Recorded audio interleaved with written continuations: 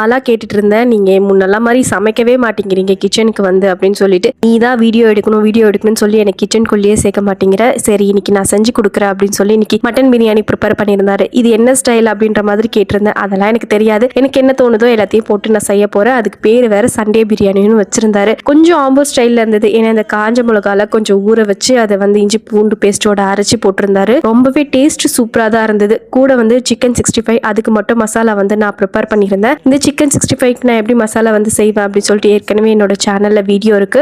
வேணுன்றவங்க செக் பண்ணி பாருங்க. கிட்டத்தட்ட பார்த்தீங்கன்னா ஒரு மணி நேரத்திலேயே வந்து பிரியாணி கம்ப்ளீட் பண்ணிட்டார். எனக்கே ஆச்சரியமா இருந்தது. இவ்வளோ சீக்கிரம் பிரியாணி செய்றீங்களா அப்படின்னு சொல்லிட்டு. அப்புறம் தான் புரிஞ்சது வீடியோ எடுக்க ஒரு ஆள் இருந்தாங்கன்னா ஈஸியாக சமையல் முடிஞ்சிடும். நம்மளே வீடியோவும் எடுத்துக்கிட்டு நம்மளே சமையல் செய்யும் பொழுது தான் ரொம்ப நேரம் எடுத்துக்குது. இந்த மாதிரி vlogging பண்றவங்க கண்டிப்பா இதை ரிலேட் பண்ண முடியும் அப்படின்னு சொல்லிட்டு நினைக்கிறேன். இன்னைக்கு லஞ்சுக்கு மட்டன் பிரியாணி சிக்கன் 65 எல்லாம் வச்சு சூப்பரான லஞ்சு சாப்பிட்டாச்சு.